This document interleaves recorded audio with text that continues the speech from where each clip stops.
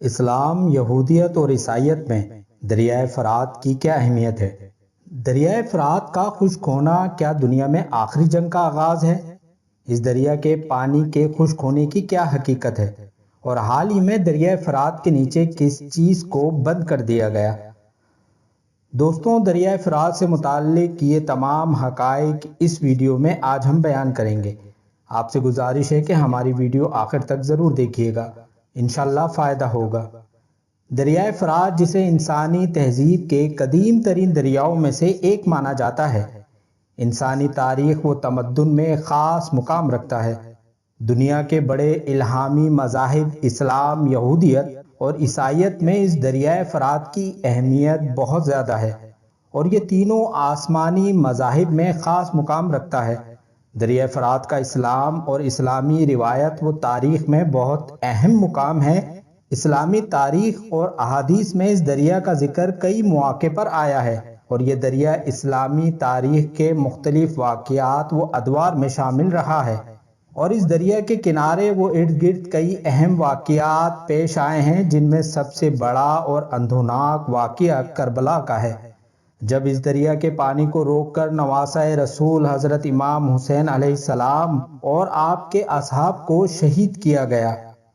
اس کے علاوہ اسلامی روایت میں ہے کہ اس مقدس دریا کا پانی سدرۃ المنتہا کی جڑوں سے نکل رہا ہے، اور یہ جڑیں چھٹے آسمان پر ہیں۔ اسلامی دنیا و تاریخ میں دریائے فرات صرف ایک دریا ہی نہیں، بلکہ اس کے ساتھ کچھ خوفناک نشانیاں بھی جڑی ہوئی ہیں، اور اس دریا کو قیامت کی نشانیوں میں سے ایک سمجھا جاتا ہے۔ اسلامی احادیث اور پیشن گوئیوں کے مطابق دریائے فرات کے نیچے ایک سونے کا پہاڑ موجود ہے، جو قیامت کے قریب ظاہر ہوگا۔ یہ پیشن گوئی کئی مستند احادیث میں مذکور ہے۔ حضور علیہ السلام کا ارشاد ہے کہ فرات خشک ہو جائے گا اور اس کے نیچے سے سونے کا پہاڑ نکلے گا، جو شخص اس وقت موجود ہو اس میں سے کچھ نہ لے۔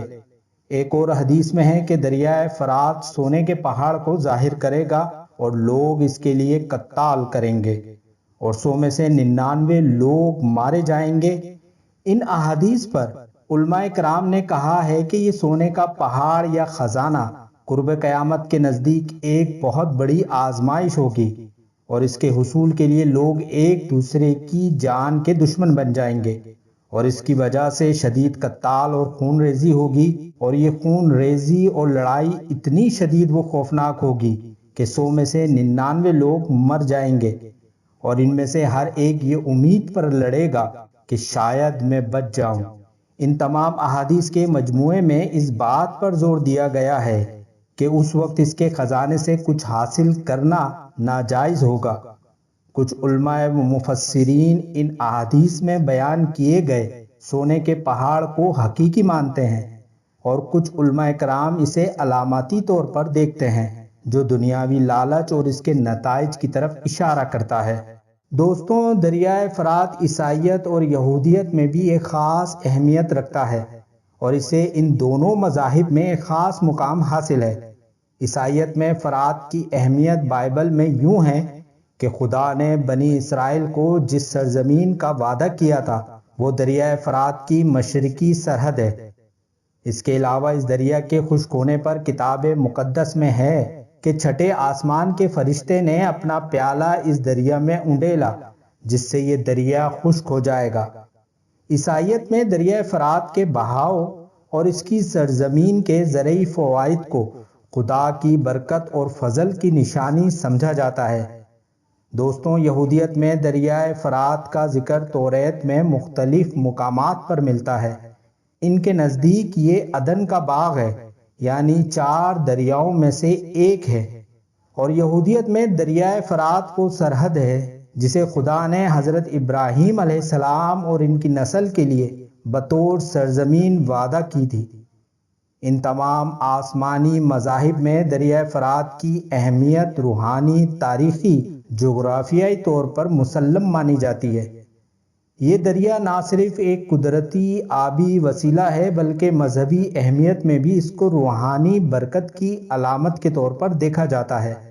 دوستوں، مذہبی اہمیت کا حامل یہ دریا موجودہ دور میں انتہائی تیزی سے خشک ہو رہا ہے، اور اس کا اتنا تیزی سے خشک ہونا اس بات کا اشارہ کرتا ہے کہ اب قیامت بہت قریب ہے، اور یہ دریا خشک ہو رہا ہے، اور خشک ہونا جنگوں کا آغاز یا دنیا کی آخری جنگ کا آغاز ہوگا، جس کا وعدہ صادق و امین رسول اللہ صلی اللہ علیہ وآلہ وسلم نے کیا ہے۔ اس دریا کے خشک ہونے کے کچھ حقائق حالیہ برسوں میں دنیا بھر میں موسمیاتی تبدیلیوں اور دیگر ماحولیاتی عوامل کی وجہ سے بھی ہیں، جس کی وجہ سے دریائے فرات کے پانی کی سطح میں تیزی سے کمی واقع ہو رہی ہے، اور یہ قیامت کی نشانیوں میں سے ایک ہے۔ دوستوں، یہ دریا ترکی سے نکلتا ہوا شام اور عراق میں بہتا ہوا خلیج فارس میں جا گرتا ہے۔ اس دریا کے خشک ہونے کی وجہ یہ بھی ہے کہ ترکی نے اپنی ملکی ضروریات اور بجلی کی پیداوار بڑھانے کے لیے اس دریا پر بہت سے ڈیم بنائے ہیں۔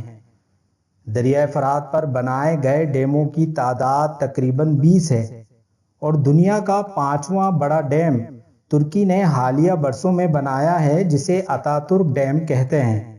ان بے تحاشا ڈیموں کی وجہ سے دریا کے بہاؤ میں کمی آئی ہے، اور دوسری طرف شام نے بھی کئی ڈیم کی تعمیرات اس دریا پر کی ہے۔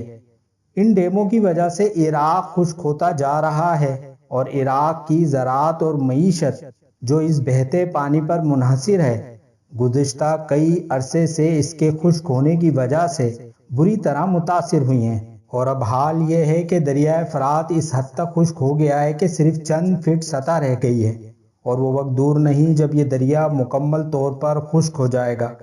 دوستوں، حالیہ دنوں میں اس دریا کے خشک ہونے پر ایک حیران کن انکشاف ہوا ہے، جو بین الاقوامی سطح پر بھی بہت زیادہ دلچسپی کا باعث بنا ہے، کہ اس کے خشک ہونے والی زمینوں اور تہوں سے سونے کے ذخائر دریافت ہوئے ہیں۔ سونے کی اس دریافت نے ماہرین کو حیران اور متوجہ کر دیا ہے۔ حال ہی میں ایک ویڈیو وائرل ہوئی ہے جس میں دکھایا گیا ہے کہ کئی لوگ دریا کے کناروں اور خشک ہونے والی تہوں سے سونے کے چھوٹے بڑے ٹکڑے اٹھا رہے ہیں۔ سونے کے یہ ٹکڑے جیولوجیکل ریسرچ کے مطابق دریائی زمین کی اندرونی پرتوں سے ہزاروں سالوں کے دوران دھیرے دھیرے دریا کی تہ میں جمع ہوتے جا رہے تھے۔ اب جب دریا کے پانی کی سطح کم ہو گئی ہے تو یہ قیمتی دھاتیں ظاہر ہونے لگی ہیں۔ دریائے فرات کے کنارے بسنے والے مقامی لوگ ان قیمتی دھاتوں کے ملنے سے انتہائی خوش ہیں۔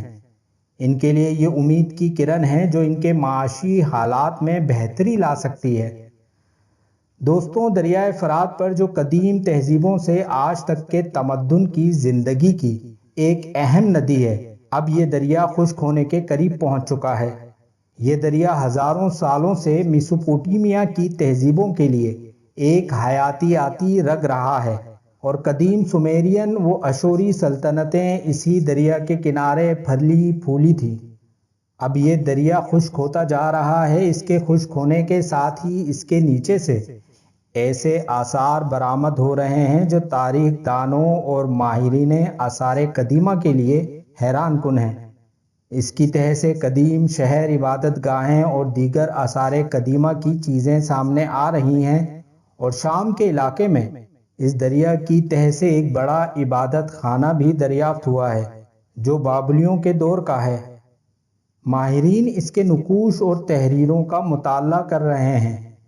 دوستوں، حال ہی میں عراق کے ایک علاقے میں دریا کے خشک ہونے پر ایک غار ملی ہے جسے حکام نے فوراً بند کر دیا ہے۔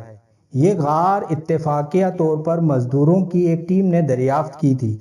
اس غار سے سونے چاندی کے زیورات، قدیم برتن اور مختلف قسم کے مجسمے ملے ہیں، لیکن کچھ ایسی حیران کن حد تک اشیاء بھی حکام کو ملی ہیں جو آج کے جدید دور کی معلوم ہوتی ہیں، اور اس بات کی نشاندہی کرتی ہیں کہ قدیم تہذیبیں ہمارے تصور سے زیادہ ترقی یافتہ تھیں۔ اس غار کی دریافت نے تاریخ دانوں اور ماہرین کو حیران کر دیا ہے، اور سوشل میڈیا پر اس حوالے سے مختلف قیاس آرائیاں اور مفروضے گردش کر رہے ہیں۔ حکام نے فی الحال اس غار کو بند کر دیا ہے اور اس کی حفاظت کے لیے سیکورٹی تعینات کر دی ہے۔ ماہرین کا ماننا ہے کہ اس غار کی مزید تحقیق سے ہمیں نہ صرف قدیم تاریخ کے بارے میں اہم معلومات حاصل ہوں گی بلکہ یہ انسانی ترقی اور تہذیبی ارتقاء کے بارے میں بھی نئی بصیرت فراہم کرے گا۔ دوستوں، دریائے فرات کے خشک ہونے پر اس غار کا ملنا ایک حیرت انگیز اور ناقابل یقین واقعہ ہے جو اس دریا کی مزید پراسراریت کو بڑھاتا ہے۔ اس میں کوئی شک نہیں کہ دریائے فرات نہ صرف ایک لائف لائن ہے بلکہ اس سے جڑی صدیوں کی پراسراریت، انسانی تہذیبوں کی داستانیں، تاریخ اور راز بھی ہیں۔ یہ دریا شاہد ہے ان تمام قدیم تہذیبوں کا جو اس کے دامن میں کبھی آباد ہوا کرتی تھیں۔ اس دریا کی جڑیں سدرۃ المنتہا سے لے کر تمام آسمانی مذاہب تک پھیلی ہوئی ہیں۔ یہ آبی وسائل کا بھی ذریعہ ہے اور قرب قیامت کی وارننگ بھی۔ اس کا خشک ہونا انسانوں کے لیے بڑا خطرہ اور تباہی کا باعث ہوگا۔ دوستوں، امید کرتے ہیں کہ ہماری یہ تفصیلی ویڈیو دریائے فرات کے بارے میں آپ کو پسند آئی ہوگی۔ ہماری ویڈیو کو لائک کر دیں، چینل کو سبسکرائب کر دیں اور ساتھ میں بیل آئیکن ضرور پریس کریں تاکہ آپ کو اس طرح کی معلوماتی و اسلامی ویڈیوز کا نوٹیفیکیشن بر وقت مل سکے۔ انشاءاللہ ملتے ہیں اگلی ویڈیو میں۔ اللہ حافظ۔